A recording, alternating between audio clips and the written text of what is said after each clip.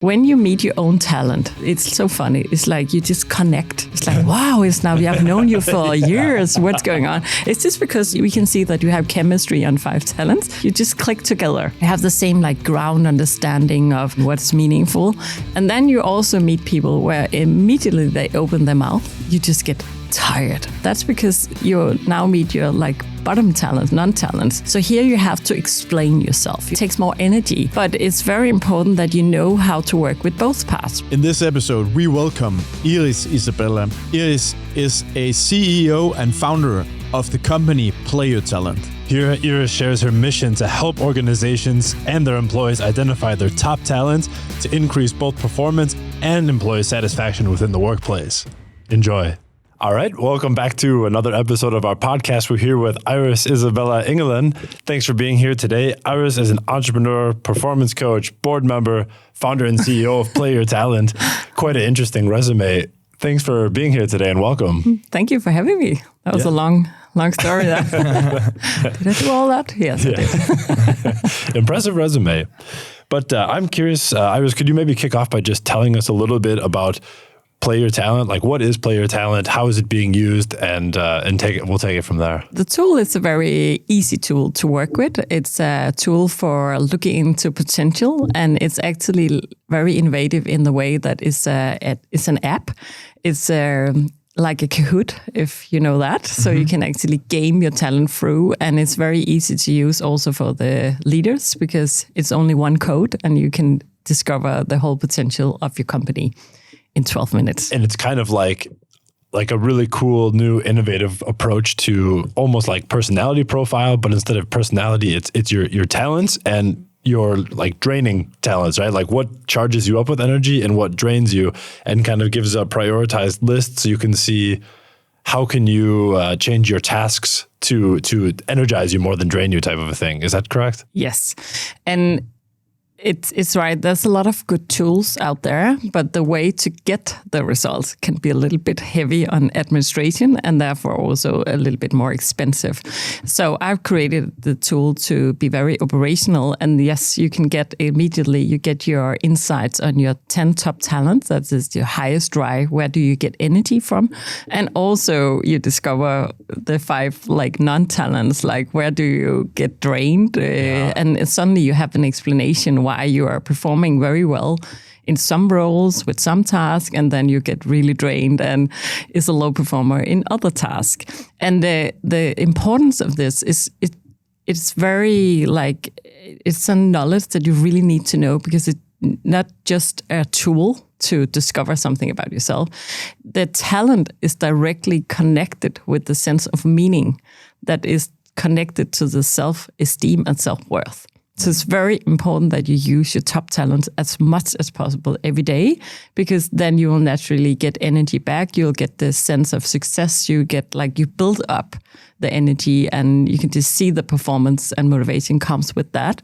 And instead of, I see so many people start and, I'm not good at that.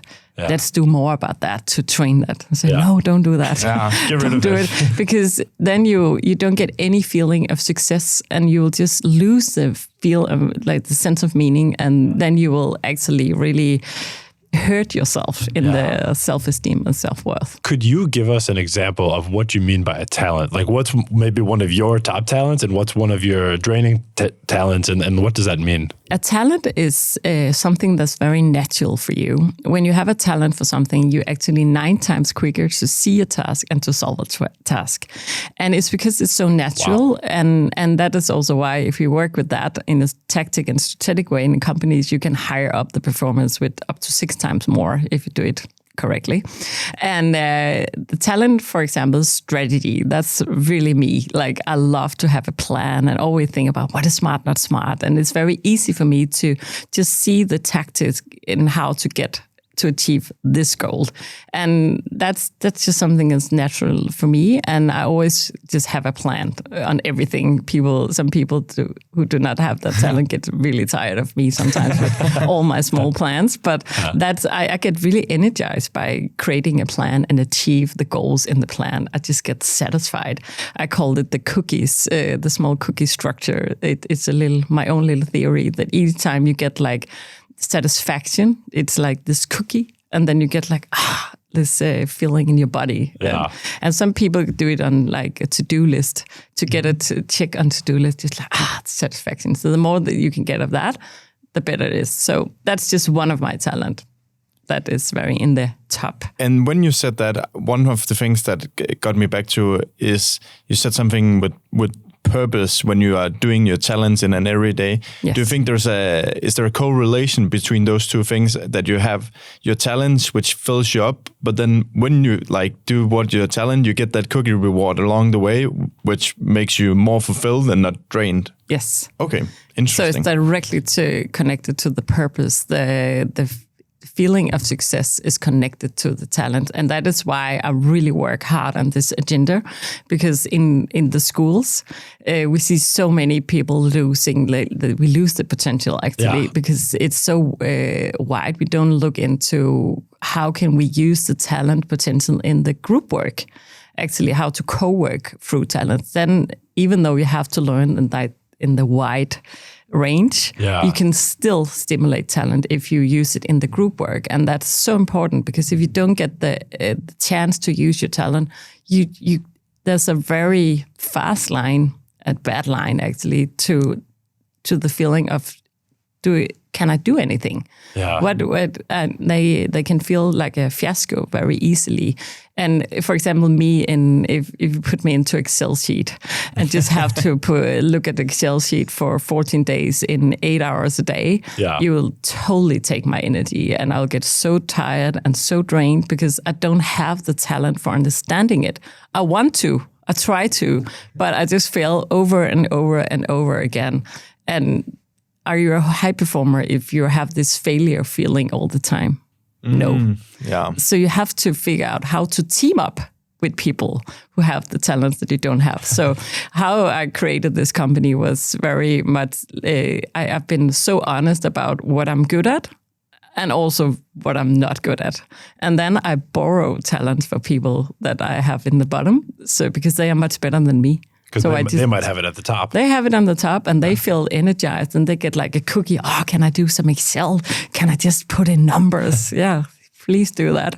And then I'm happy because I get a better result, and I don't have to do it. When you have someone who has a talent that is in the top and someone else has it at the bottom, how do those two people communicate? Because I could imagine that there's some friction because of maybe lack of understanding, or it doesn't feel right for the other, or are there friction there, or how do you accommodate if there is? Yes, that's the interesting part, because when you have the different talents, that is where the diversity are. So that's a good thing if you know how to connect it.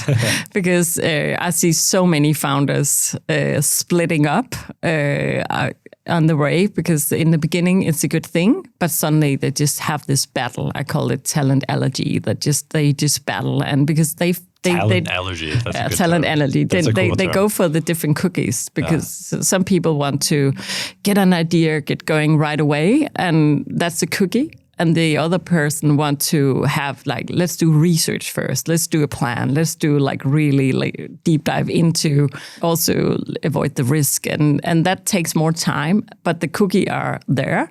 So those two people have an allergy. So when they go into a meeting, they will go, it will just like the idea comes up, it will be dragged down and up and down and up. And that is just like not using the potential in a good way. So you have to understand very deeply, what is it that you want in your cookie?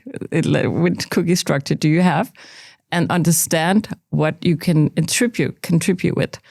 But it takes a little bit training to get that in the way you work, because we know that we need the diversity, but when you have the daily task and the daily work goes so fast, you actually get irritated on other people because they just feel like maybe slower, or you don't know what you do, you just start without knowing, and then all those conflicts comes in to the diversity. How do you solve something like that? I'm just seeing so many things with myself. I want to go fast. But also the more experience that you get, you kind of know that you need the diversity. But as you say, in per se a startup where everything moves fast and you know you need the diversity, and that's why you kind of came together as founders. But now you're in the grind and you're in the trenches, and now friction starts to happen.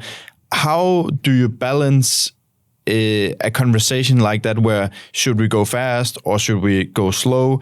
And if they meet in the middle and they compromise, are they both dissatisfied, or how do you make them so both people are satisfied? I train them in that all talents are important.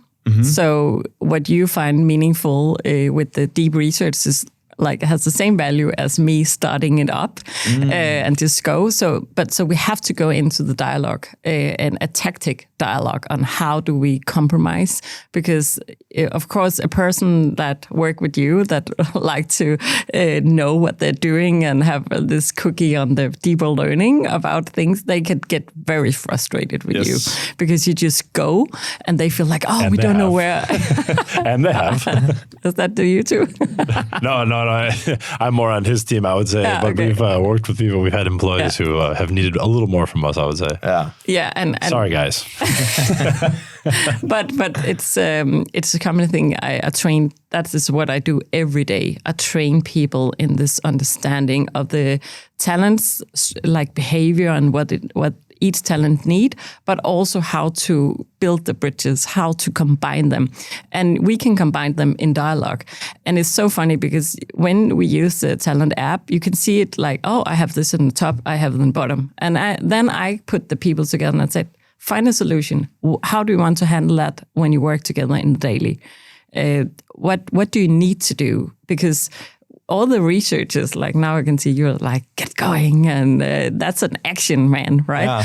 Yeah. The action talent. That's a good thing, but you also have your blind spot. Yeah. And this person actually have your blind spot, but you also have this person's blind spot. So how do you combine it?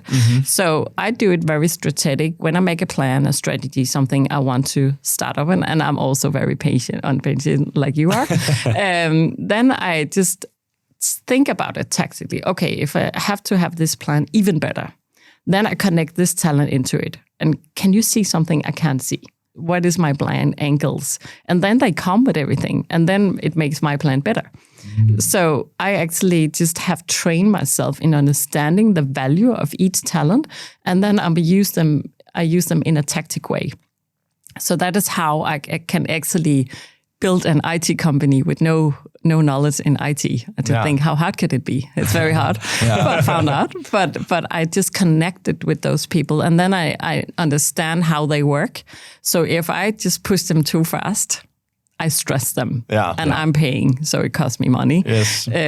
I do it a little bit anyway, but that is just a strategy in how to work with diversity, is to understand each kind of cookie structure better, so you know where to place them and have the dialogue. And me and Travis have used the Play Your Talent app, so we know a little bit about it, and it really connected for me there. What you said is, when people come into a company, they don't necessarily know how they work and what are their talents. They have a sense of it, but it's maybe never been like segmented on a piece of paper or on a piece of tech app. And when they then meet that you have Kim and then you have Martin, and they have to work together, but they don't know each other's talents because we're very boxed in and focused on ourselves and stuff like that. And I really saw a connection, as you said there, is when you see the coworker that you work together with, that they have a draining talent, then you start to understand, that's why when I give them very little information and say, go, push, they're like, no. Yeah, exactly. Oh, what are you doing? And the vice versa, when they say, but we need to do this, and you're like, no, go. That really tricked for me the first time that I saw it with my closest report outside of Travis, where I was like, Yeah, that's why. interesting. Yeah, that's why he has so much resistance on me. But this is the hard part, because this is everywhere in all relations. Yeah. It's in our couple relations, friends, family, and of course the business is like a small family, right? Yeah. Especially as a founder team, and you have to build up something. And it's the same in the just big families in the big companies. So it's a thing that you have to train every day. Yeah. Most people know that we are different, and that you can't do something I can't. We know that, but how to build it, we need to train to build the bridges, and that's why I created this tool, because it's very operational to get that quick understanding. It's not like a deep nerdy tool. There's a lot of good tools that can do that, but this tool is that you actually have it in your pocket. So if you get irritated, frustrated, take it up. Yeah. Up from the pocket. Let me see your talent. Where is it that we go wrong here? Yeah. And you can actually have you can when you are waiting for something we are waiting. Some precision. Then you can just take it up and you can read a little bit about it. And the very interesting thing is that when you meet your own talent, it's so funny. It's like you just connect. It's like, wow, we have known you for years. What's going on? It's just because you maybe have 5 talents. We can see that you have chemistry on 5 talents. You just click together. Yeah. You have the same like ground understanding of tempo and what's meaningful. And then you also meet people where immediately they open their mouth, you just get tired. Yeah. Right? What is the research behind that? That's because you now meet your like bottom talents, non-talents. So here you have to explain yourself. You have to, it's a little bit, takes more energy, but it's very important that you know how to work with both parts, because you need your common species, the same talent around you, because you need to have a free space where you feel okay and everything what you do is good and you get energized, but you also need to be able to work with the diversity. and if you know this a little bit more deeply and what's the cookie structure of each talent, it's easier. So, for example, if I meet a person, I know which talent I get tired of, but I need the information, actually. I also found out about that. Then I just train myself.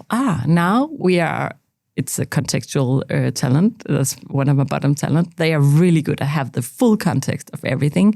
It's like a huge puzzle. But they never get done with that puzzle. They put a brick and a brick and a brick and a brick, and if a brick is missing, they can't go. They can't continue.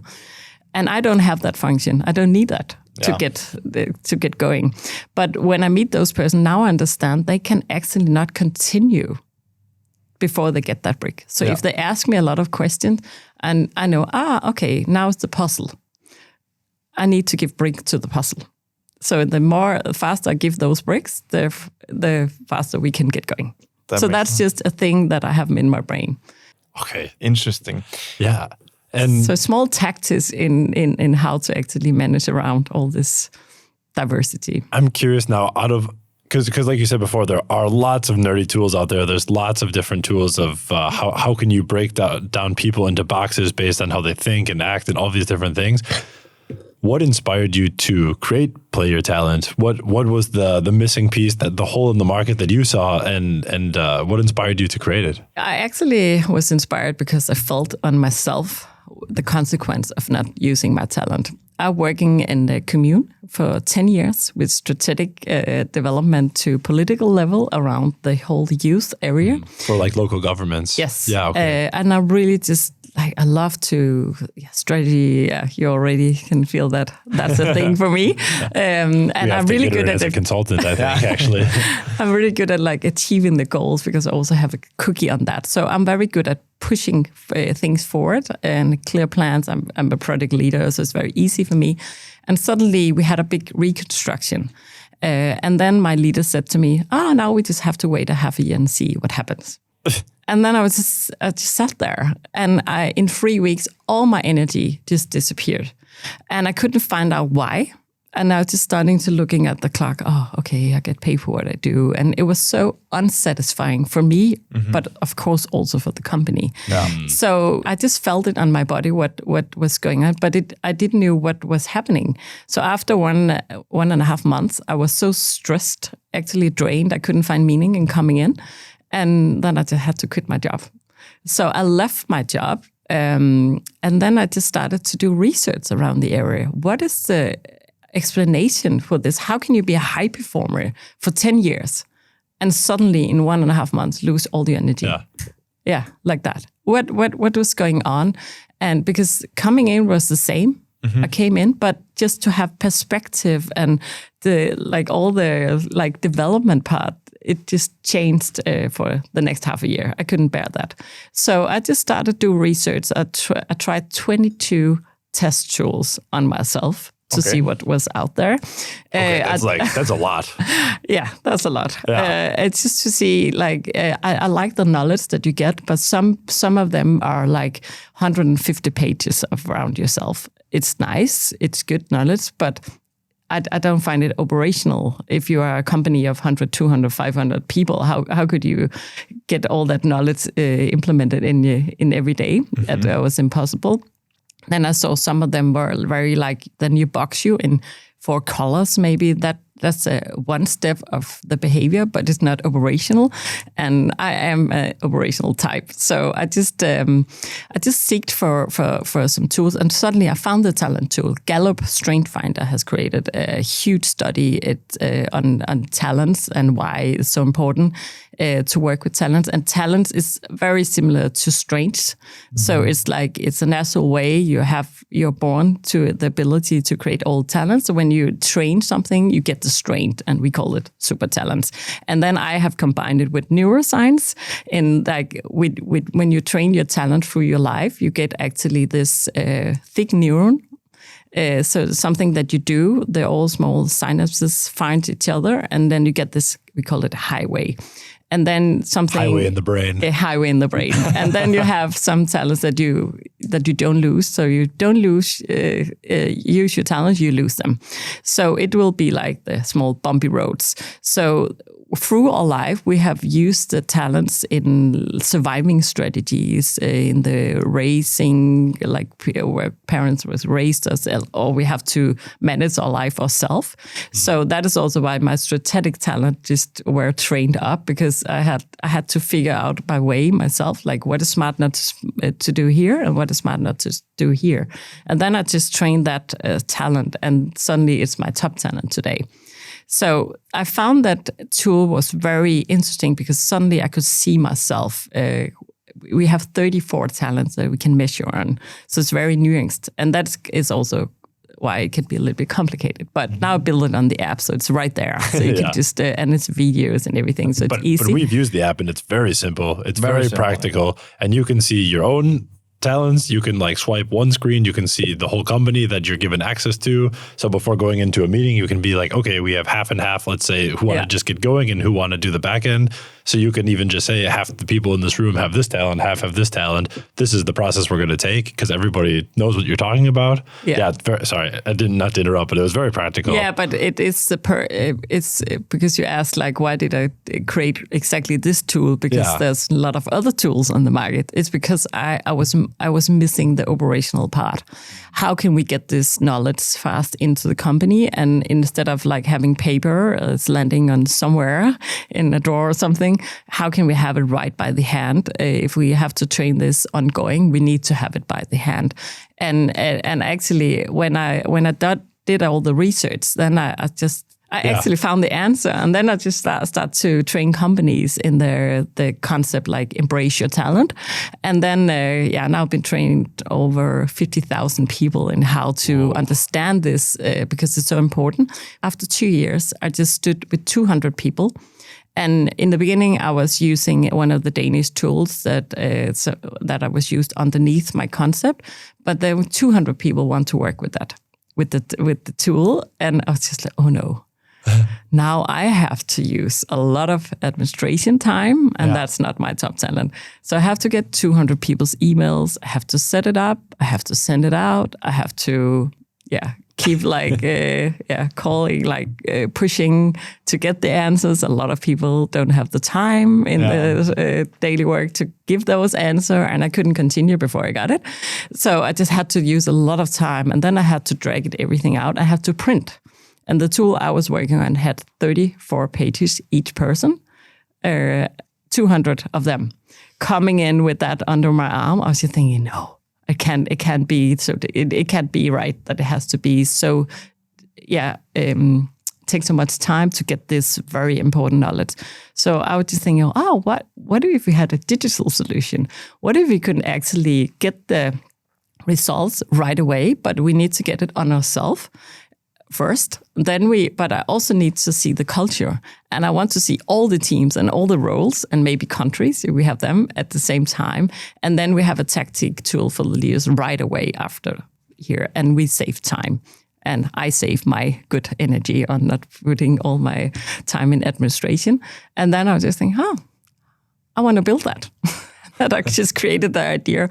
And I think I have this very optimistic way of thinking, like, how hard can it be? Yeah. And so, but I know that it's not my top talent to build IT. So I just collected 10 people that was very expert into IT and said, Can you help me with the solution? I want to build this. How do I do it? So I just took in 10 people from Microsoft and IBM and take a battle. Which the cloud do I need and everything? And then they gave me a lot of words I didn't understand. I was I felt so stupid, like I didn't know anything what they were talking about. But then I understood that I had to create a UX, and then I just created it, and I went to Spain in a conference, Jesper Buch's conference, Seedsters.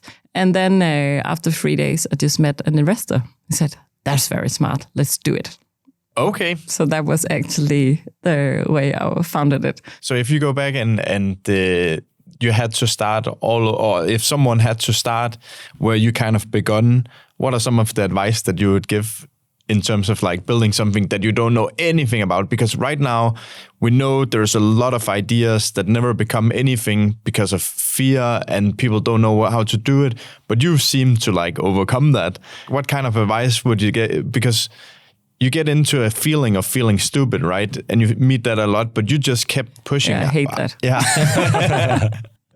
I really hate that. How do you keep pushing for a product that you don't know anything about building?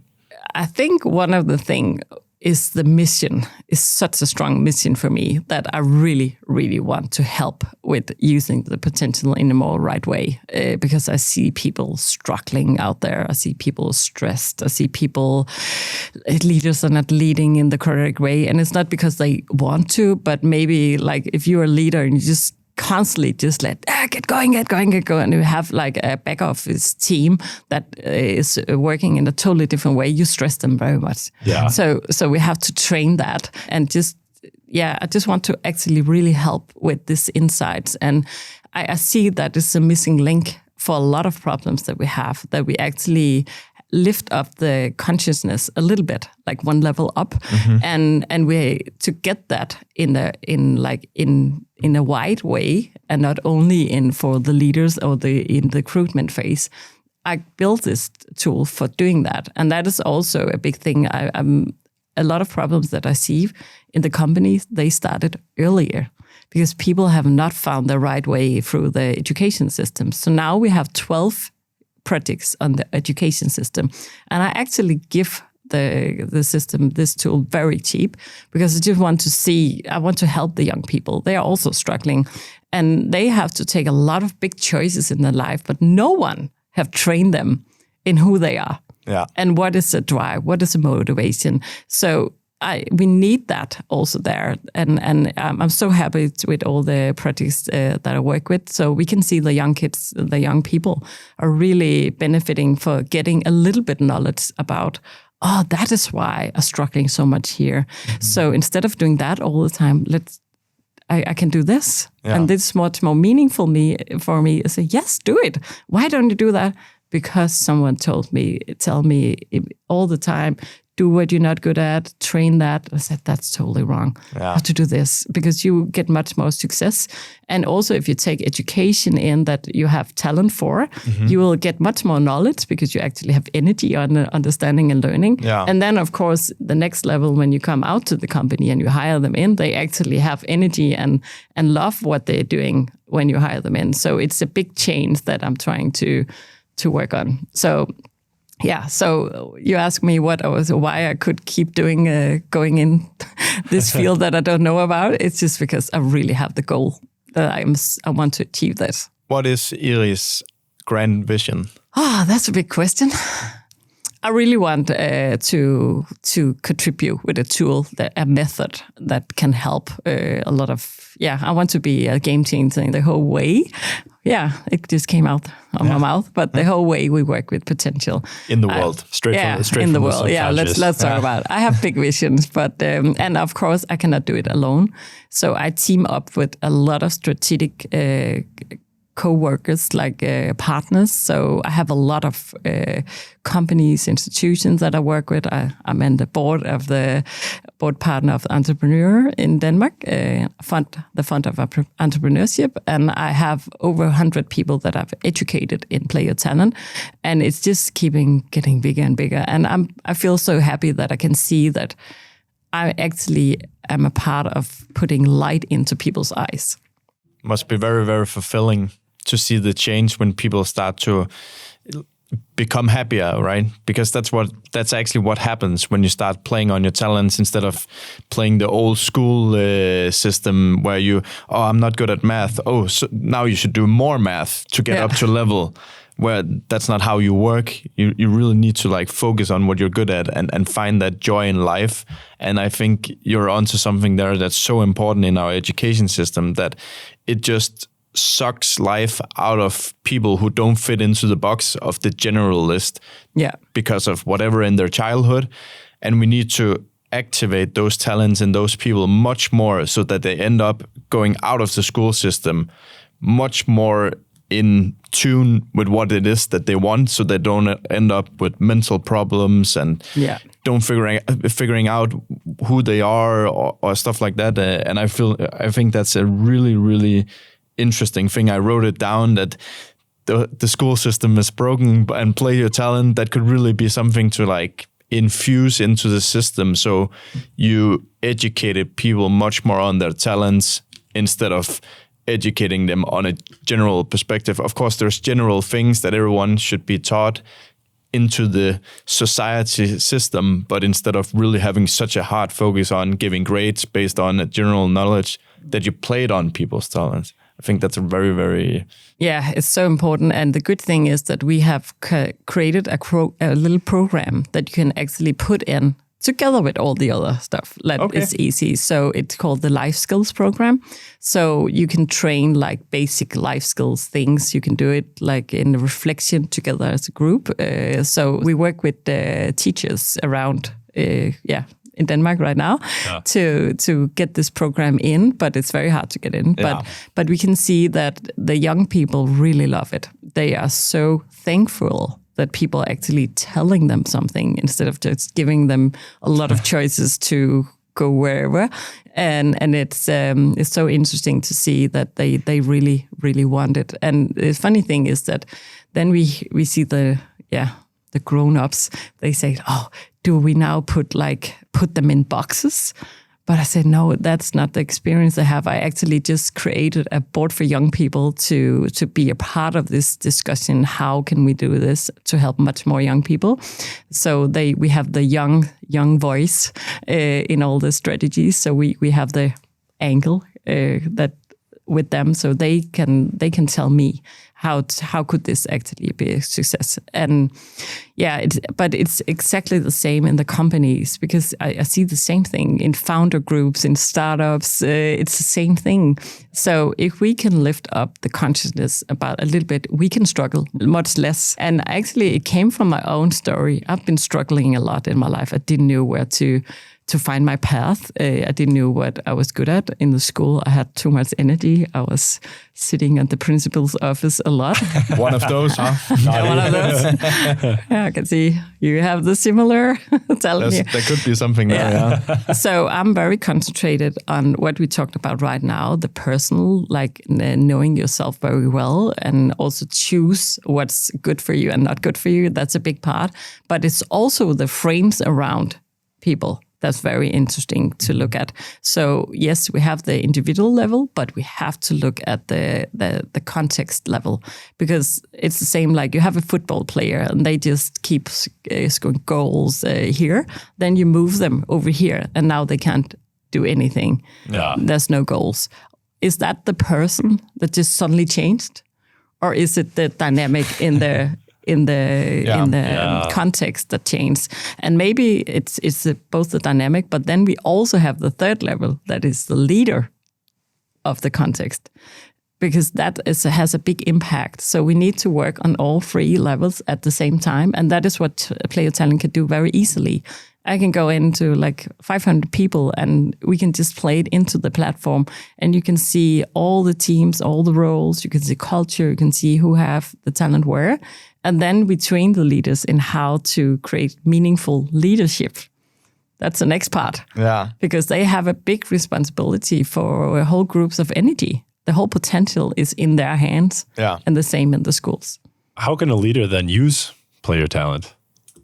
How can this help that leader to manage their team in the best way possible? Yeah, I've actually created some easy programs for that. I have very easy models and programs because it has to be easy to implement it. Yeah. This is what I love about your product, is it is so simple and easy, and it's like plug and play, implement right here on your phone, simple, practical, operational. Yeah. And after when you for example do a kickoff, and you get we have a good experience, just did it with Novo Nordisk, a whole leader program, and they get all these insights. Immediately afterwards, you can look at the data in the platform. And then now it was a leader program, but let's say it was 100 employees. And then I talk to the leaders right away, say, okay, how can we use this data to lift up your leadership? Then we look at the culture. We look and we have a reflection on you as a leader compared to your team. Is there anything you could do better? And there often are. Yeah. Something that is, I had a very great example. I had this leader, he was he really liked numbers and facts, and that's a good thing. But his team was a sales team. So every Monday he started up 2 hours of looking into numbers, facts, strategies, and then after those 2 hours, actually the whole team were drained because that was not what they are. There's no cookie for them in those 2 hours. And then he was like, "Why are they not performing?" And when we looked at the data, said you just killed the energy.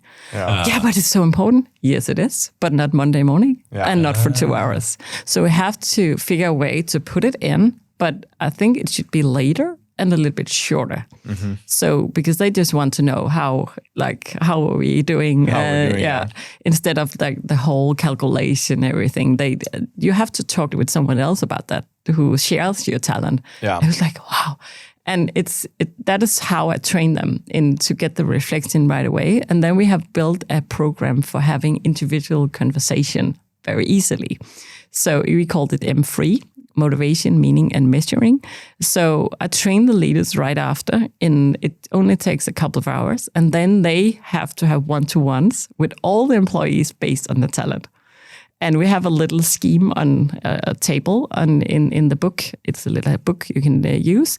And then you send it out. So if I had to work with you too, I will send it out. You have to put in your 10 top talents and also the bottom and rate from 1 to 5. How much are you using your talent? And then you have to choose 2 talents in the top you want to talk about. And I have to ask you about that when you come into the conversation. Okay. And you said, what were those 3 M's again? Those were good ones. Motivation, meaning, and measuring. So M3, yeah. And that's such a powerful tool because right away after kickoff, you can follow it up. Everybody feels now we are actually doing something with this kickoff information. Like a lot of people say, "Oh, it's another on one. Monday, another one on Monday. We forget everything about it." Yeah. So not with us. You will actually meet it again very very fast with your leaders, and then we have built like a handbook how to. Put it all the question is for the leaders are there. So it's a concept you can implement right away. And after that, we say after maybe 1 or 3 months, all the employees have been through that, then everybody can use the language, and we hear them solve problems. We can go into workshops with I really think everybody should do this. Try to have a workshop with your team where you actually make it possible to write down which task do you get energy from and which task do you get drained from. And put like an exchange thing, put it into the table what you don't like and you feel drained about, and see what happens. You will see that things are changing hands. Yeah. It's so interesting, but a lot of leaders get a little bit scared when I do that. Like, what if no one wants to do it? Yeah, let's figure out how. Is it only one person that taking all the boring task or the heavy task, or how can we solve that? Maybe it's we have another department, another possibility to solve it. So that is how we work. That's such an interesting process, and I'm sure you're helping a lot of people with that. I want to go back to one thing that you said earlier, actually, as well, which is having to do with your fundraising process, because you kind of dropped this little story about, I flew to this conference in Spain, talked to this guy, and then we decided to do a deal. Fundraising, that sounds pretty easy. Has it been, how has that journey been for you with fundraising to support you as a non-technical founder making a software company to implement everything? Yeah, that's a very interesting story. I think I was really lucky that, but I think it's me with my passion. Like if I hope that people can see that I'm really driven by this. And after we made the agreement, we started the process. And luckily for me, he was an engineer, a technical engineer with a human background. So he actually understood the project. And little yang.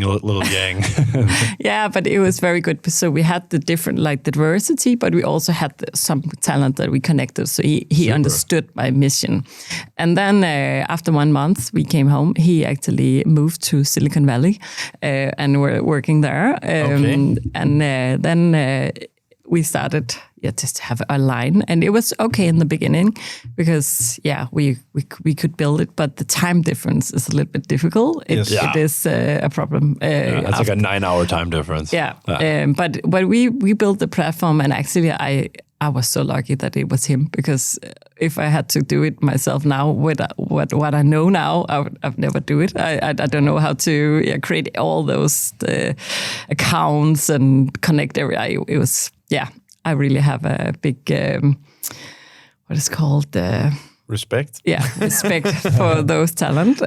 So, but it was just actually were pretty easy in the beginning. And after 8 months, we have built the platform. We had hired in a tech company in a country outside Denmark, and then then I had the platform.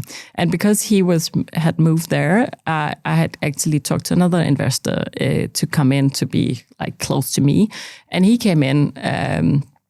I just met him also, and he said, that's a great idea. Where did you meet him? By chance again, or? Actually, because I'm doing so many keynotes, so a lot of people, know me, and when I come up with something, I just ask, and I was lucky he said yes also. So now I had those two. You're saying lucky a lot, but what did they say? Like the harder you work, the luckier you get. Like you're out there doing conferences, keynotes, building your passion, and all of a sudden you get lucky, right? You didn't sit on the couch watching TV when you'd meet people, right? No, I'm not. I'm the type that always just get out of that couch and do my stuff. So that's easy to see. Yeah. So it was not all luck, maybe, but I think it's just to get to try out the possibilities, to talk to people, and then I talked to him, and he said, "Okay, let's do it." And then we had the platform, and then we had to make the company, and then investors said, "Oh, perfect! Now we do a subscription model." I say, for what? We don't have any more money. How could we do that? No one knows the product. I don't know how to do that. And then I said, I think I'm going to do a partner strategy. And they said, no, it's not a good idea. But I did it anyway. Because I Trusting your gut. Yeah, because that was the only way I could see it actually get out there. get some results in the beginning. So because I know so many people, that's part of my talent, I actually created an education for it. And I just wrote out to a lot of connection I had. Do you want to get on this education in Play Your Talent? You could be a trainer. You can use this in your company, or if you're self-employed, you can use this in your processes or whatever you're doing, coaching, whatever, recruitment. And then I was lucky that 20 people actually want to attend to this education, and then said, "Oh, where's the material? Oh, I have to go home and create that." And then I did that. I just do what we need to do. Mm-hmm. So if we need to do that, I just do it. So I went home, I created the whole material for the education, and I started up the education. And where does that fearless attitude come from? I don't know. I really don't know. I think here in Denmark we have this Pippi Langstrømpe. Yeah. I have this way of thinking that if I've not known it before, I'm probably good at it. Yeah. Like I don't have I don't. That's just a mindset I have, and I think it's maybe because a lot of my life I have to manage myself. I have to find my own path. I have my parents, they had a very strict childhood, so they just gave me totally the freedom of everything, which can be very confusing when you're very young to find your path. So I just have to trust myself, and I have to trust my mission, and then I'm just feel it so strong, so I just do it. So I rather want to just do something and just fail and figure out to create a new solution than not doing it. And I have a cookie on like moving, right? So it's just what I do. A true Pippi Langstrømpe. Yeah, a Pippi Langstrømpe. Yeah, and it's and I feel so sad for those people who are so like, oh, is it good enough? Is it perfect enough? Like, just do it. You'll figure it out. And nobody is perfect. No leaders are the perfect leaders. No founders are the perfect founders. And it's just the way I think. So I try to release people actually from those hammers they have in their head all the time. Like, put it there, put it in the corner. You don't need that because it's not a good thing for you. So I think that just live the mission. I just do it, and then now I have over 100 trainers around that are using this concept, like the tool, the programs we have in leadership, in HR, in recruitment, in doing processes, training people, coaching, education system. And we are just, I can see now that people are really coming in now, because now people know more and more about the product. But the investor story is that, to come back to that, after a couple of years, the two guys, they had came a little bit far away from the business, and I was missing like a closer cooperation. And I had like a lot of I think 30 people were like really working with me on the mission. And I thought, I don't, there's something that's right here. And then I just asked them to leave the company if I could negotiate with them. And then they doubled their investment. So I actually borrowed $1 million and bought them out. And then I found the very, very interesting girl, Malene Hein, that you know.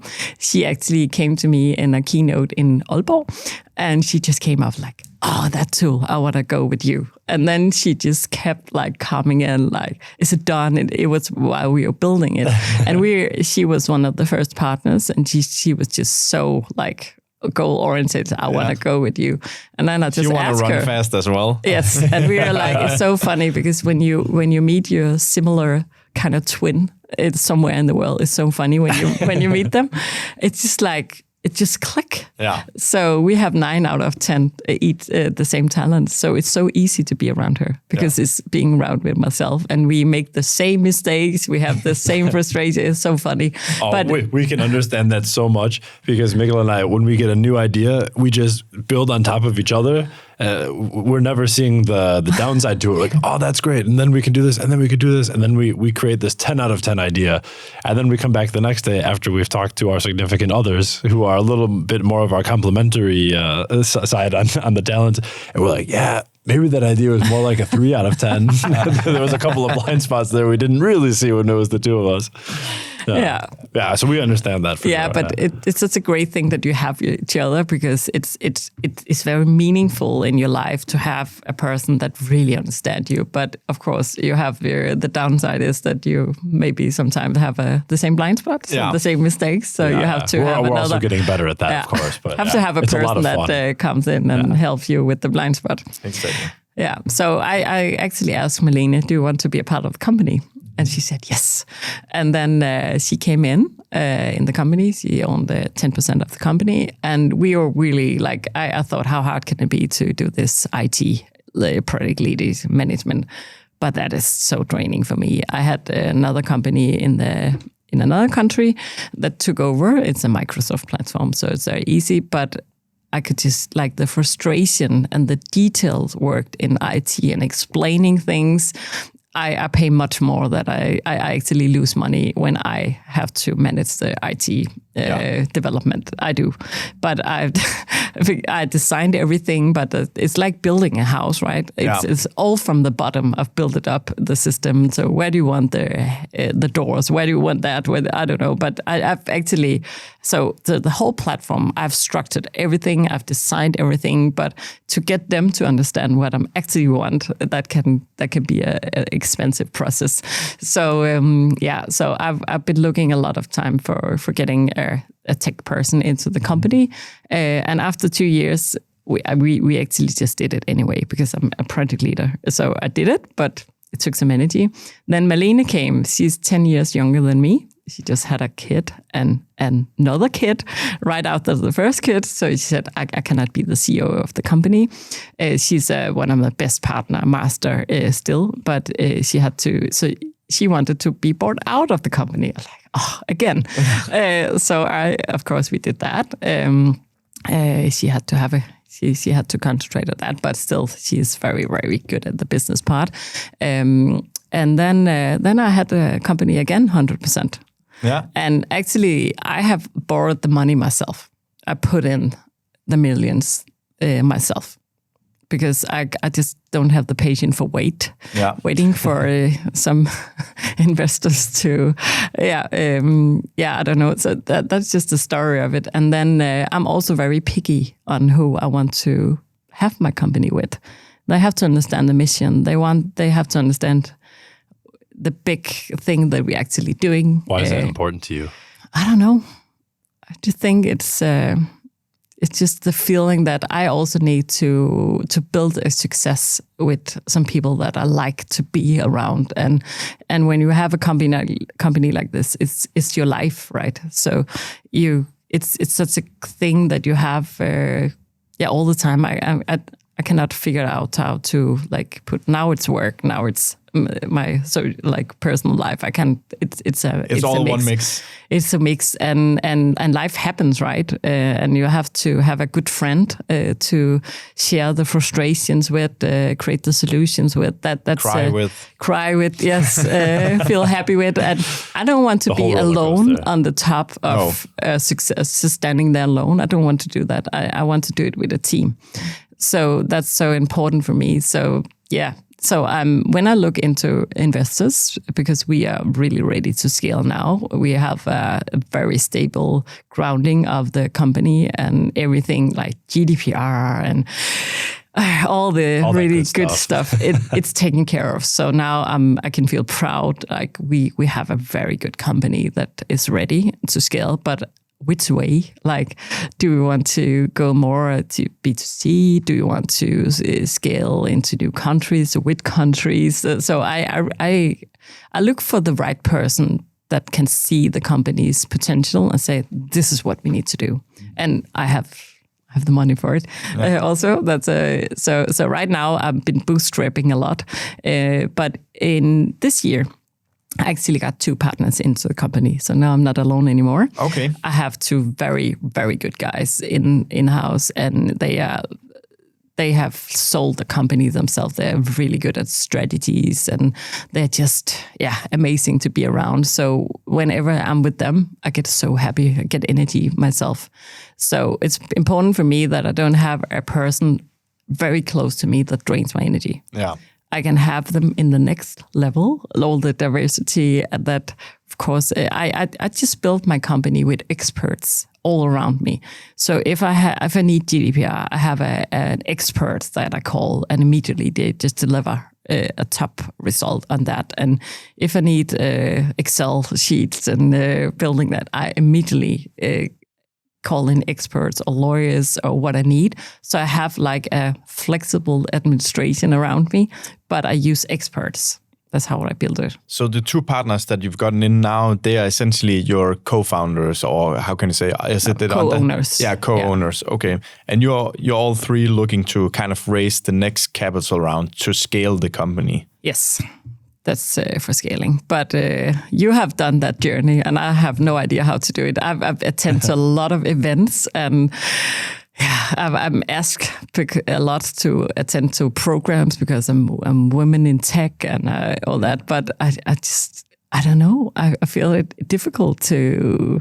I know I can go on the stage, but I don't know if I can raise $4 million dollars. It sounds like you're about to go to an event next week and meet someone, luckily, who's just partner up, according to your story, at least. Yeah.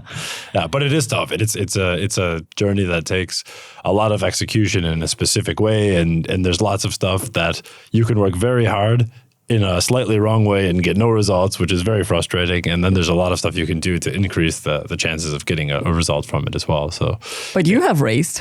We have, yeah, exactly. You've been through that. Yeah, and as Travis said, it is a super, super tough journey because it's something that you have to build on top of your company. Yeah. Because which is most people, and we've been there, is your time goes from 100% into the company to being 90% fundraising and 10% company.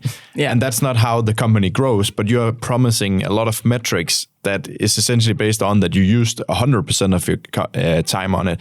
So one of the basic mistakes that a lot of founders that come to me and Travis as well and asking for help is they start way too late. So they have 8 to 12 weeks to close the round. Otherwise, you're going bankrupt. And usually, especially in the market right now, you need at least somewhere between 12 and 24 weeks. So 3 to 6 months. And preferably 6 to 12 months. And the longer you have, if you bootstrap like you and you actually have revenue enough and you have a fluent runway, you can build your case in a way where you actually get the right investor in at the right evaluation with the right amount of money. And it's a lot like dating. You don't go up to someone on the first date and say, let's have sex. Then you'll get a slap in the face.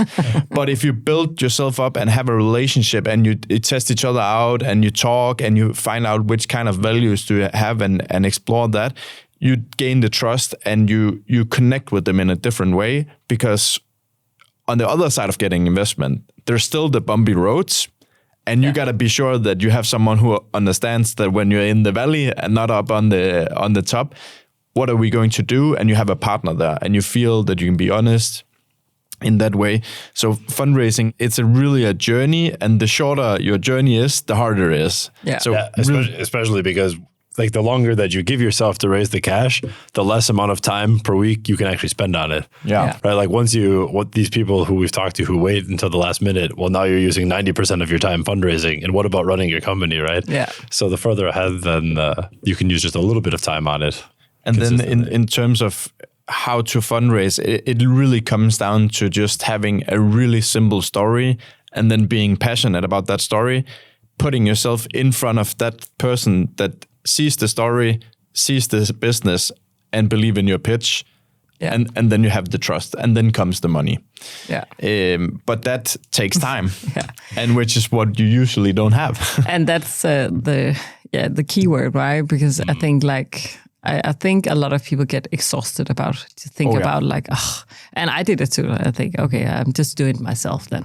I just get to that conclusion. But again, I think when I started up first, I looked into the whole IT thing. I didn't know anything about it. I felt very stupid. Then I went into an investor event, and I felt even more stupid. I just didn't understand anything, all the rounds. If you take this seed, this pre-seed, all these different things, and if you make wrong here, it will impact over here, and I get so confused. Yeah. In what is the right way to go?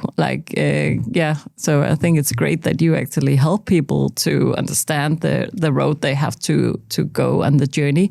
And a lot of people just kept saying on me, the longer you can hold your business yourself, do it. Yeah. And then I just it's easier. So I just did that. And now we actually have a company that is healthy, and we make money, and we have 2 investors in, and I don't have any loan or anything. Everything is good. That's so a great story. I think it's a good case, but I had to be brave enough to put in $1 million. Yeah. So I put my hand on this. On the stovetop, right? Yeah, and actually the banks are also good. You can actually ask your bank sometimes, and don't have to have the investors. Yeah. And that's a good thing.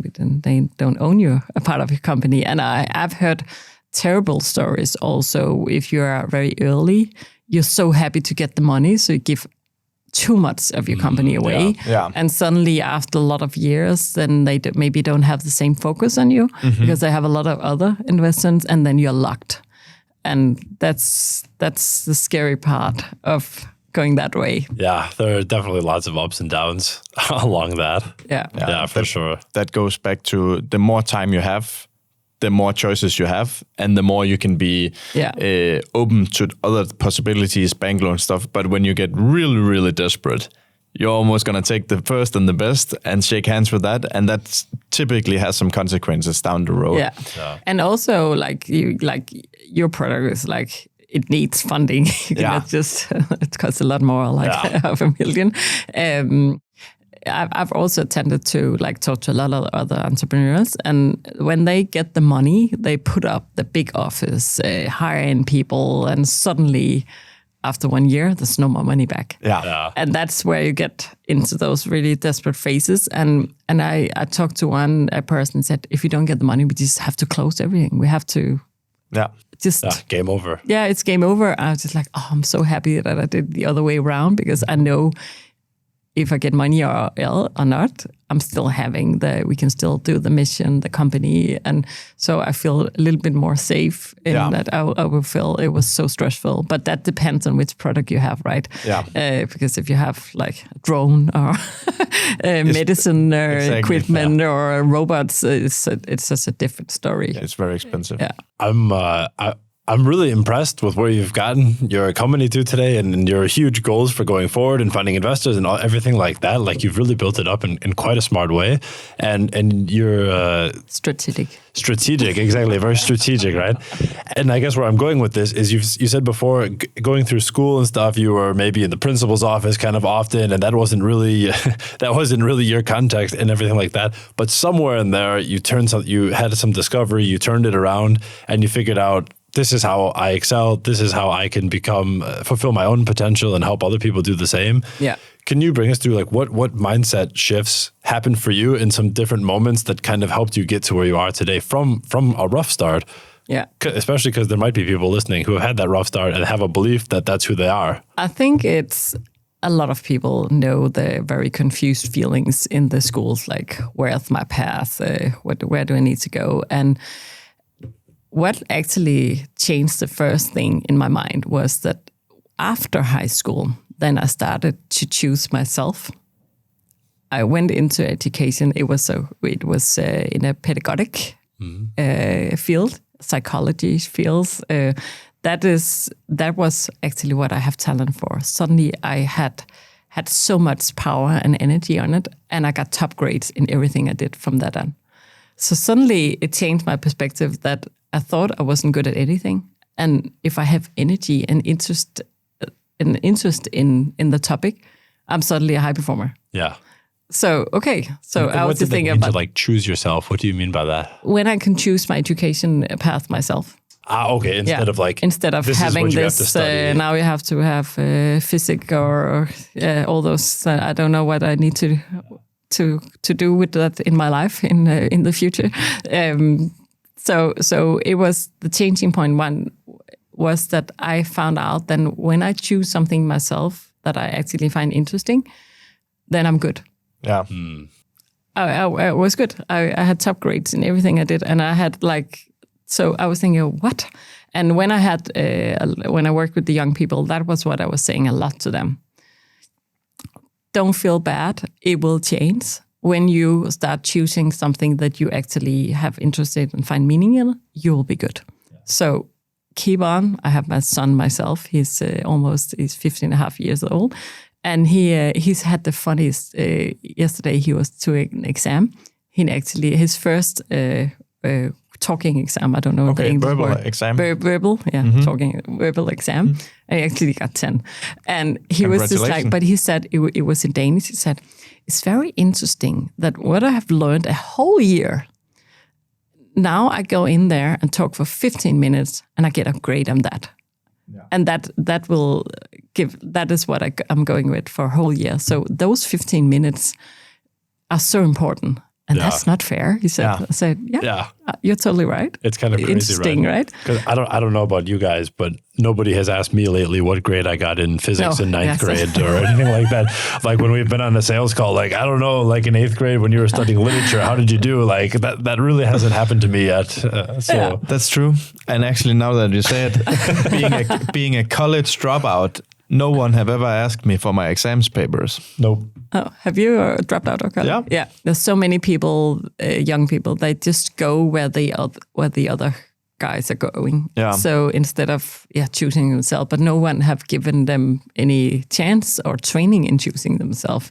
And then some people are brave enough to say, this is not for me. Yeah. And now you're here with a big success anyway. Yeah.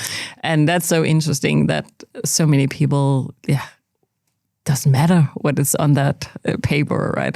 It's what you do with your life. Exactly. It's where you choose to put yourself, and that's just so important that you choose to put yourself where you have energy, where you find it interesting. I mean, so many people said, I should never been a lawyer. I should never been an engineer. I should never been in the bank. I should never been there. I should never be an entrepreneur.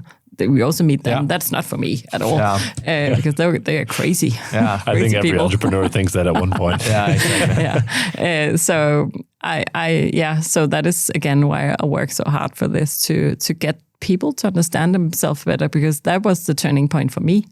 That was when I experienced that I am successful if I do something that I like. That reminds me of a story where me and my dad, we were out driving. It's a couple of years ago, and I can't remember how it was, but I said to him, like, very proud of myself and full of myself. I said to him, like, but Dad, I'm the most hardworking person that you know. And he said, not quite. And he said, you're the most hardworking person that I know when you do stuff that you love. Yes. When you don't do that, I know many people who will beat you. And that was just like, I wanted to defend myself, but I was like, damn, that was some dad truth right there. And you're absolutely right. There's so many people out there that think that they're doing wrong, but they're just playing on the wrong field. Yes. And I can't remember it completely, but Einstein had a saying where it's like, if you judge a fish or something like that by being crawling in a tree. Yeah, exactly. It will fail. Yeah. I'm using that in my keynotes. There we go. So and I could imagine a phenomenon that happens in the opposite type of training in the school system, which is like, here are your weaknesses, work on this so you can be good at your weaknesses. Then if you're working really, really, really hard on your weaknesses, probably something like a failure. Yeah, feeling like a failure, but still putting in all of that work, that some part of you might be like, maybe I should go professionally into this because I've worked so hard on it, or I've worked so hard to become to the level, and then it's just completely backwards. And like the first thing you said was when you're working in your talents and you're just doubling down on that, you're, what do you say, 9 times more effective or something like that? Yeah, Gallup says 6 times more effective, and I've looked into my own research about it. People say 80%, 100% more. Yeah, exactly. Yeah, when they get to use the talent. And then in the job market, when you're out in the real world, the only thing that matters is how much value you can provide. Yeah. In your passion, when you're in your talents, you can provide perhaps 6 times more value, which is going to make your life much better. Yeah. That is why we really say you have to do this. You have to look into it. And the thing is that also a little bit more big company, and that is why I love to work with startup, because then we can build it right from the beginning. Yeah. So we cannot just change everything. And I say you don't have to change everything. You have to change small things. And just a very good example, I had a company where we're doing this task workshop. What do you get energy from? Where do you lose energy? And they put out reading contracts. One person had to read 12 contracts each month, and she hated reading those contracts. And no one else. Some people do. Legal department. Oh, nice with a contract. What can we find in this? Is there any cookie for me that I can figure out? They're pulling up the markers. Yeah. Marked. Yes. Marked. Yes. Check. They feel like satisfaction. You can almost see it. But then we found out that no one in the team actually want to do that task. So then we said, what could be another solution? And they actually had a department that they could send it over to. I said, why don't we do that? I said, that could be great. Okay. Yes, so please. it actually went from 12 to 3 contracts because she only had to read them with the marks instead of all 12. And suddenly you could see her eyes just like, oh, wow. I only have 3 each month instead of 12. Imagine that. Yeah. And that is the way you create high performance. It's not always putting more onto people. Yes, the right things, but often it's just to take one task away. And it's only one. It's not everything, it's only one. And that creates immediately light and energy. And you can see the shift in people's eyes immediately when you work with it. And it's so interesting. And leaders like, oh, God damn. Okay, that's how you do it. And the thing is that the player talent tool can show what to do. I have a coordinating talent. Give me the coordinating role. It's very easy for me. And take away the deep research, and because that's not a thing for me. Another person will also get irritated on me if I have the task and they have the talent for it. Oh, that's a bad research. Yeah. It could be done much better. Yeah, they would think that. And that's a funny thing. I've asked 50,000 people. Have you ever thought, how come everyone else just do like me? How easy, how hard can it be? And everybody thinks that. And that's because the brain are 9 times quicker to see and solve the task. So they think, why didn't you do that? Why isn't there more detail? Or why can you just get blah, blah, blah, all those things. It's so funny. So if we all think that, then we have to figure out how to create a solution around that. And that is when you make it visible and start to use the talent more strategic and tactic in the task, then everybody wins. And and the good thing, what we want, like the engagement, the productivity, the drive, the motivation, all that comes naturally when you do it. Mm. So instead of struggling so hard to get it, then you just look at what is the natural drive and just start stimulate it, and then you'll get it automatically. In your journey, it's been quite a journey, and I'm sure that have been bumps and valleys. Yes. How do you maintain motivation when you hit your head against the wall? I think I always have my closest partners around me to talk about it. I just need to, I actually had the IT part has been the biggest struggle for me.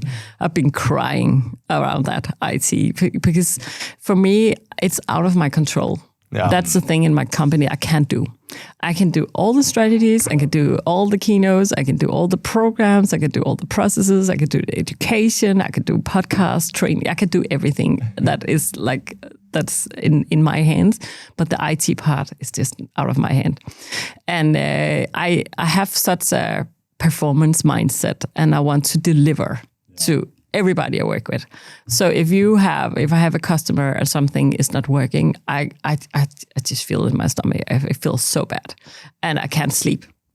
So I have to rely on people that have my back, and I just haven't felt before now that I really had a person on my IT position that had my back, and now I'm so happy. Now he's a problem-solving IT guy, and I love him. He's just we fix it right away, and I can just feel good again. So have great people around you that support you, that understand your struggles. I'm not a person that is like crying for so long. I'm just have to get it out, my frustration, and then I'm back again. Okay, into solution mode. What can we do? And then I just call people. How can you help me with this? What about this? What about this? And it's amazing how many people actually want to help you. Yeah. So many, also corporate in the corporate, they don't use their talent, a lot of maybe some of the talent, but they have a big entrepreneur, maybe creativity inside that they cannot use. They want to help a lot of entrepreneurs with that.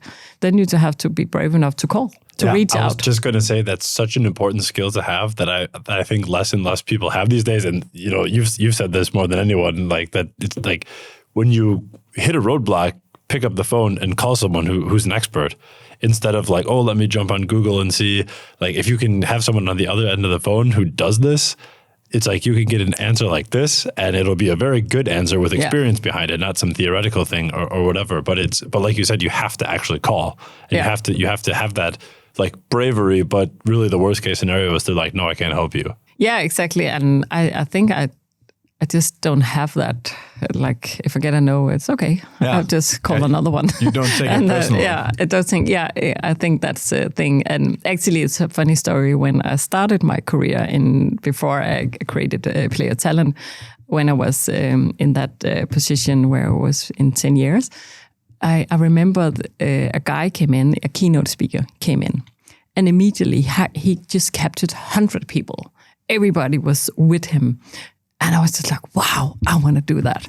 And then I went up to him and I said, how can I work with you? Like, how can I do this? That was actually before, now I've been training 50,000 people. And he said, you can buy like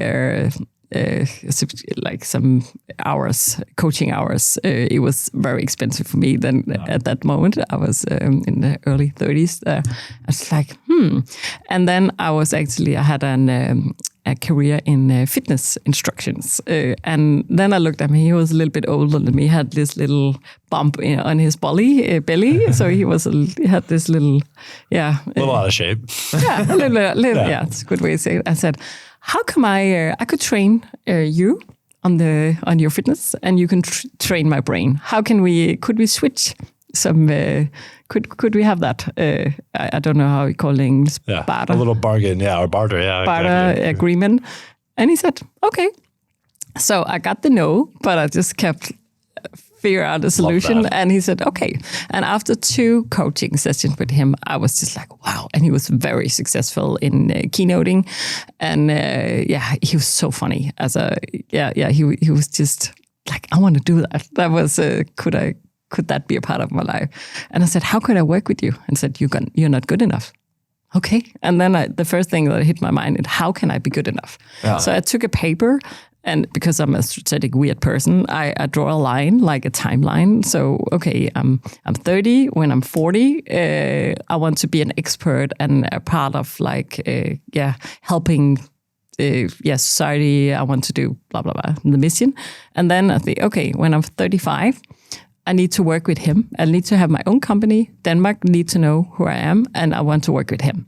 And then I just took it backwards. Okay, I need to have some company psychology. I need to have product leader man. Then I start to take the courses, the educations. And 1 month before I got 35, I had the whole concept of Embrace Your Talent ready.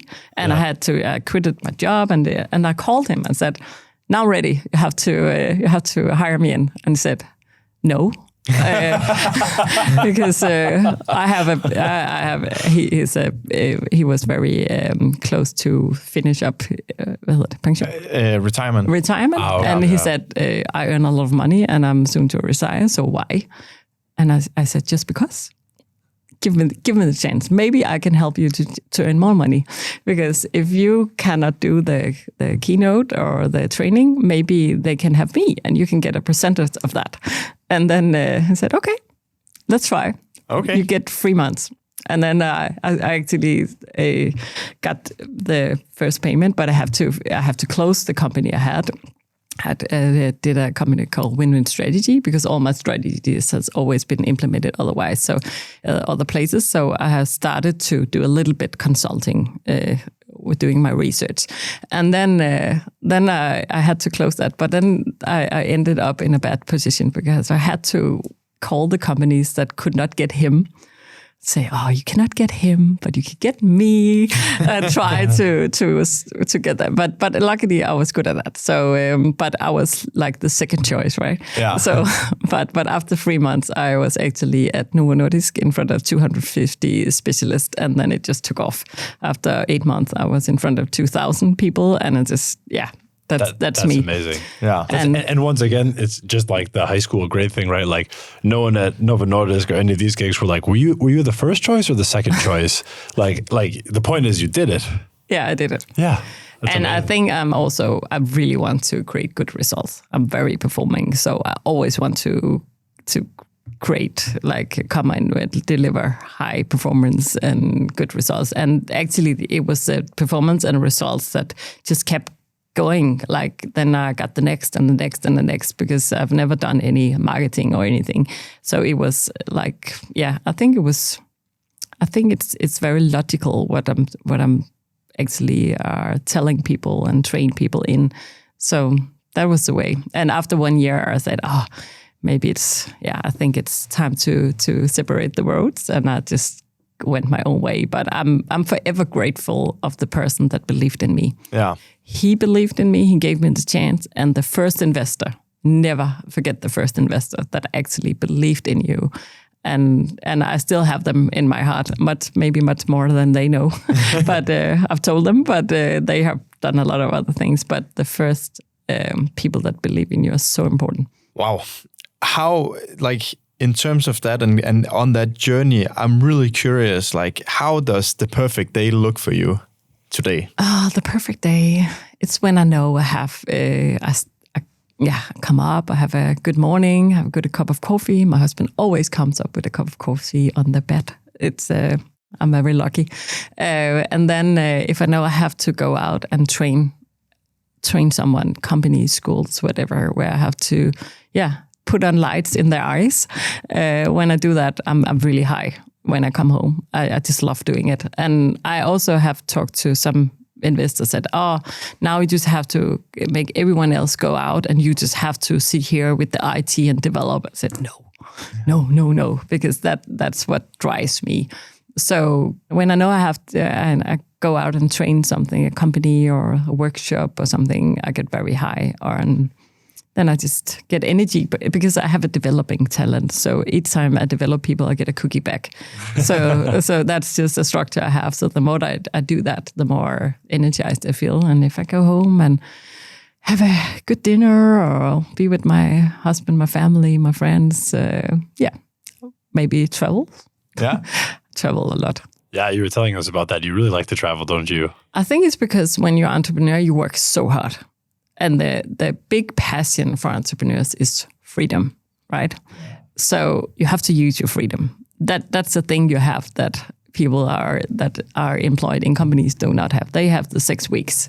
Yeah. We have freedom. So I take every chance I can get to take the breaks, because that is fuel to keep that I can be able to keep running in the high tempo. Mm-hmm. So I take a lot of like weekdays off here and there when I can fit it in, and then just to get the energy, because I deliver all the time. I'm in front of people. How do you balance that? How do you carve those? I imagine it has to do with your strategic thinking and things like that. But instead of just having those 6 weeks vacation that normal people do, which any Americans listening will be like, 6 weeks, that's crazy. And they get like 2 or 3. But how do you carve out that freedom? Because you say you are an entrepreneur, you are driven, you are very busy, you're doing stuff all the time, but you're living the free life the way that you would like to design it. How do you do that? I think it's just a decision. Of like, I want to create big results, but I also want to live my life. You only have one life. I don't know. When I wake up, I look into my day and figure out this is what I need to do. And when it's done, it's done. And then I also focus on having time with. I actually in my calendar I have colors, work colors and like social fun colors. And I check in with myself is there a balance pretty much. Some weeks, and it's just heavy. Like I had, I don't know, it's always, comes in at the same time, but I had 6 keynotes in 3 days, and I was just running around like, totally just deliver. And I was so exhausted. But then I had to get to a plane on Friday morning, and I had to get a little balance. Yeah. And also, I've started to train myself with breathwork. Mm-hmm. I've always been like a little bit against mindfulness, and I get stressed by thinking about it because I am I like being at a high tempo. I feel good when things are moving. That's actually where I relax. I get so stressed when things go very slow. Yeah. But of course, I've heard all the research about it, but just sitting there mindful. But when the breath work now has come in, that makes sense for me because you actually have to do something while you're doing it. And it's amazing. It's really amazing. So doing that thing for the body, training is always like, you need to do it. I'm actually started dancing hip hop. Oh, that's cool. So on Sunday, I'm going to Sjællands Mesterskaberne, and there you go, in formation hip hop, and it's just because you feel good by dancing. So, and it was so funny, getting into your body and all of that. And the story is that I said to my husband, I would like to dance because I know I'm getting happy by that. And then I went to like a big party, and I was right next to a girl that was dancing. I said, I want to dance. And then she actually attended to this team. I said, interesting. And then she said, you could come. I said, no, I'm not good enough. And then we got a little bit drunk, and we got like audition on the dance floor, and we had fun. And she gave me a challenge. You meet up on Monday. And I said, okay, again. And I said, I did it. And then I came in and said, okay, I can actually do this. But then you just have to sign up. And it's just a thing that this team is a competition team. So you have to go to Sjællands Mesterskab, the Danish championship, and the world championship. So that is what I'm actually doing also at the moment. Okay. That's quite nice. The hobby. That's pretty cool, actually. Oh, yeah. But again, like people like, what are you doing? Yeah. I took a chance again, and I think that's a thing with me, the entrepreneur I am, and probably the same as a lot of entrepreneurs. You have to take the chance that you're given, and you also have to seek them up, find them. Nothing is coming if you're just sitting at home on your couch. Yeah. You have to do something. Oh yeah, it was just a quick follow up on the breathwork question. Like, can you just explain real briefly what kind of breath work you do, and just how much you do? Is it something you do every day or once a week, or just like a brief? In my mind, I would like to do it, but I'm not a structured person in that way. I just go into Pernille Lotus. She has a lot of good events, and I just book me in on events when it's suitable for my calendar. So it's not a structured thing. Okay, cool. It's like events. Yeah, it's events, and it's on d'Angleterre, and there's a lot of events coming up now, and I think it's a new big trend. Everybody's doing it, and young people love it. And that's such a good thing. And I just can feel that with this high tempo going all the time, just giving myself that hour, that's not is a boxing hour or another training. It's such a good thing for my system. So more or less like a 1 hour session of some specific type of breathing to... Yes. You just go in there and you are guided, and then you go out, and then you feel good. Okay, that also sounds intense. An hour, that sounds pretty cool, actually. Yeah, for me, I have to have an instructor. Like doing it every day, it's not going to work. It may be the first week, but then it's something else happens.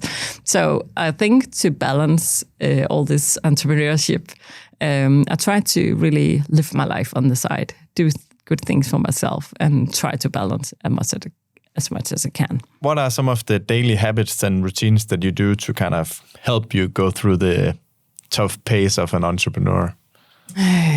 You get the morning coffee by your husband. I get the morning coffee. That's a habit. That's a habit for your husband. Yeah, that's a good habit. Yeah. Actually, I always start to look at my calendar. Like, what is the most important for today? And actually, I'm not a person that sits and prepare weeks and weeks for what I need to do, because I have so much in my calendar. So take it kind of day by day. Of course, bigger projects it takes a little bit longer. Yeah. So I'll just look at what's important of today, and then I'll just write down what I need to do today, and the nice to do's, and then I start the day. And in the end of the day, I always get, like, because I have this goal oriented talent. So it's like check, yes. Cookie. Yeah, the cookie structure is remaining. So I always get to manage the need to do today, because I think everybody wakes up and says, I need to do all these things. But if you don't like prioritize it, it can be like one big blurry thing. And in the end of the day, you just end up not doing anything, just a lot of other things. Yeah. So for me, it's a good thing just to have the need to do, so I can feel that I'm actually moving towards the goals. And then I really like to work from home. I have an office, but I'm only there if I have to have meetings, because I'm so much out there, and I talk so much with a lot of people. So I like to just stay in my home and just fix things. And then when I get the overview in the morning, then I'm ready to do the day. So it's always an overview and a check in the end of the day. Did I do it? I say, yes, I did it. And then maybe a little bit more. Okay, that's pretty cool. And what about trainings? You've talked about now you're dancing, but you're also I have a sense that you've stayed in shape most of your life. You talked about being a fitness instructor and stuff like that. Yeah, I had to leave that career when I started building this company, because it was and that's a thing that there's no structure there at all. It's just I don't know. I think I'm a period time. Suddenly I get like, I want to do boxing, and I do it a lot, and then I get tired of it, and then I'm going to do spinning, and then I do it, and so it's I like to move myself, but in the busy days, I had to admit that's why when I choose myself, from what I know that's good for me. Yeah. I think that's a common thing we all know when you get very busy, and that is where you should do it. Yeah. But I am an active person, but it's not structured. But the thing is with the hip hop, that's a team sport, because it's formation hip hop. It's not like the really like moves, but it's all about like being together with 20 ladies that's doing this as a team, and this is the first time I'm doing team sports in my life, actually. So that's a good thing, because I have the responsibility. Yeah, you have accountability. Yeah, pretty cool. Haven't gotten tired of that one yet. No, I always, even though I have a stressful day or something, my husband said, every time you come home, you're happy. Yeah, that's a good sign. Yeah, and it's just, I don't know, it's just moving your body, right? If it's fitness or dancing or whatever, it's just an important thing. It's so funny how you said that, just about like, you get excited about boxing and then, okay, now I'm kind of done with it, excited about the next thing, because like I can really recognize that in myself, and how my personality is as well. I'll be like, okay, now I'm excited for boxing, so I need like the best gloves and the best wraps and the shorts. I need all of it. And my girlfriend, she's gotten really good at being like, why don't just wait like 2 months. If in 2 months you still feel like you need all of those things, then just go ahead. And then since I've done that, I've spent a lot less money on stuff that I've quit. So, But I think it's also, if you are an entrepreneur type, I don't know many entrepreneurs that totally are structured person. I don't know them. Yeah. I don't. Maybe it's more the behind that helps structure and the whole company, but the entrepreneurs are totally wild, like wild childs. They're just like doing this and this and this. And I think you should also make peace with that. Yeah. That's okay. You don't have to do the structure, because to be wild and have all those thoughts and do what you do, you just have to accept that is who you are, and don't blame yourself. Yeah. Because I think I know a lot like, I should do this and I should have this every day. but that's not working for entrepreneurs. We have a tradition here on the podcast that we have a thought-provoking question here. Okay. And Travis, he's always the ones to pull it out. So tradition's true. Let's see what we get today. What is your biggest fear and why? I think the biggest fear is fiasco. Like not being able to do what you do. And I think it's a fear that I share with a lot of people. Like if Play Your Talents were to end tomorrow or something, or I think it's in everything I do. Mm-hmm. Like I really aim for high results and great performance, but the backside of that is, of course, something that is driving it, and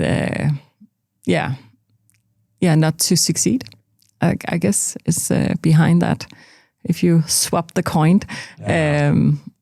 and I don't know where it comes from. Yeah, like how far back does that go? I think, I don't know, it's a little bit with my family, I guess. On my mom's side, we have we are 6 women. So all are very successful women and 1 man. I don't know. I think maybe it's from there, because when you came when I was younger, I'll say, now I'm a leader. Yeah, I've been that for 20 years, right? Like, and so maybe the recognition in like the results that you do, and then so I just create really good results, and then you get the feeling of success through those results. That's very much me, and that is a strategy to avoid being a fiasco and not succeed, I guess. And it's also maybe why this driving the IT thing, that I cannot do it myself. It's out of my control. That's very hard for me if I don't feel back up on that position, because I have such a big responsibility, and I have promised people something, and I always keep my promises, and then it really hurts me in my feeling of success. And so I guess that's the answer. I can really relate to that, because every time that we've asked each other that question, me and Travis, or in a friend group, I always say, well, my biggest fear is not living up to my true potential. But then through therapy over the last month, I found out that actually the complete underlying driver that exploded in my head was that I don't feel good enough. Yeah. It's actually, that's the driver. So now I'm like trying to find out how to like healthy look at that thing and turn it into something positive. And it's just funny that you say it with the recognition with your family. And this was not because I didn't feel that I was recognized. It's just of something that happened that made me as a 14-year-old kid not feel that I was good enough. But then you drag it all the way through your like life, and you turn it into something that you think is good. And then once it gets shed light on, you're like, now I got to find my new drive here. So that's just thank you for sharing that. That's really, really... And the thing is, so many people have that underlying feeling that they're not good enough. And I don't know why people are like that. And most of it is inside your own head. Yeah. It's your own struggle. And you just drag it along. Something happened. Someone said something to you sometimes in your life. And suddenly it's like a cloud that you have in everything you do. Yeah. So we need to get rid of those clouds. Exactly. But I think it's the thing that you have to work on all your life. Yeah. Like figure out where's the demons, what are your clouds, and face them. Yeah. I'm also doing that. I've done that. I think that's a thing I need to do when I work with other people's minds and psychology, and also be very much aware of my own blind spots and where I struggle and so on. So I really just think that we should be much more honest about it, and why, and also maybe sometimes just have a party on your own success, right? Yeah. If you look back on how much you actually have achieved in your life. It's amazing. That's so much. Yeah, so much. I love that. I tried that actually once, especially when I started feeling bad about myself, I try to write, I call it an awesome list. And I try to write like, what have I done great over the last however many months or whatever like that. And then you kind of remind yourself almost like what you said in the beginning of the podcast when I introduced you, and you're like, did I really do all of those things? Like, that sounds pretty good. It's like, yeah, I did, and you're like, okay, like maybe I'm telling myself, I have a little storm cloud in my head right now that's just that, and I can make it go away on my own. I think I'm going to grab that awesome list. It's all yours. Gotta put it in and start training people in doing an awesome list. Yeah, I like that word. It's pretty great. It's pretty great. But also we're always like heading towards next step, next thing, right? So classical entrepreneur. Yeah. And actually, speaking of that, as a classic entrepreneur, which you are like completely a natural entrepreneur with all the different things you've been doing. You've done lots of things on your own with like the keynotes and maybe some of the fitness training as well. And in the earlier days, now you have like essentially a tech startup that you're selling out to corporations and have a whole team behind you and everything like that these days. I'm just curious because entrepreneurship, it's such a hot topic today that it's such a male-dominated industry. And I'm curious, have you ever had any roadblocks that you've had to overcome with that, or anything holding you back there? Because nothing has come up so far. That's for sure. And what could maybe be a message to some young women out there who want to follow in your footsteps and do something like that to encourage them? I've not met it myself because I think I don't think about it that much. I just go in there and talk whatever. If I want to, I just do it anyway. But maybe if I start really do the funding thing, I will be hit of you can read in the statistic. And I find it hard to talk their language in the right way. So maybe that is where I'm failing in that spot. But I think that women are even more harder on themselves than men are. So my advice is not to be that. Yeah. Because that's your own cloud you put onto yourself. And if you just cover yourself in clouds, you're not able to take action and to achieve what you want.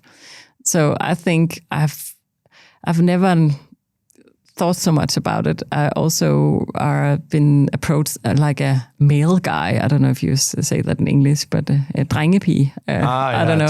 Tomboy, yes, tomboy. I think male guy. That sounds weird. Tomboy. And when I saw my talents, I suddenly understood why. Because I have 4 or 5 talents that a lot of men have. So it's a connection there. And then I have also the very soft part but a lot of men also have them. But in the very hardcore business, I don't see the soft part that much. Yeah. But I can manage to be there because I have some of the same. I can also talk on the strategic level. I can also like be very pushy and get things through in that area. So, but yeah, I don't know if I have. Maybe I just don't think about it that much. I believe that if you want to do something, you have to do it. Yeah. And I just try. And sometimes I get a no, and then I ask again, and maybe I get a no, and then I go another way. So I don't take it personal, actually, that much. I think maybe that's my way of doing it. So that could be my advice to others.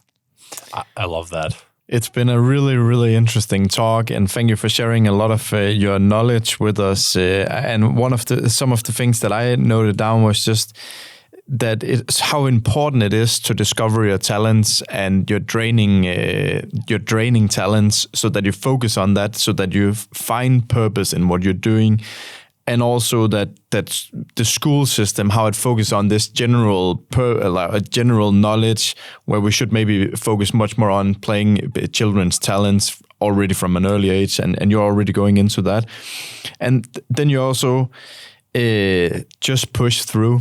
So you don't take a no for an answer, and you just keep coming. And that's something that a lot of entrepreneurs out there really should take in. It's just because someone says no, it's not a personal thing. Just keep coming at it, and sooner or later you're going to provide that value that's going to tip them over to say yes.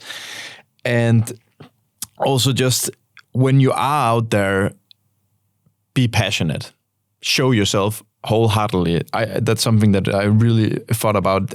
That is something, especially if you're fundraising, people want to be around people who's passionate about what they're doing. They don't want to be around pessimistic people who thinks that the world is going under. They want to be around people who can inspire to give hope, and that's something that I really think that you're doing. High vibrations. And then also, as you said, you didn't have the patience to do the fundraising, and you had the opportunity to lend money and really put your hand on the stove because you believed in it. And that's, if you can do that and you're out there and you want to fundraise at some point, if you can do that and your risk profile is for it, you should definitely do it, because it also proves to investors that you're committed, right? And you believe in this.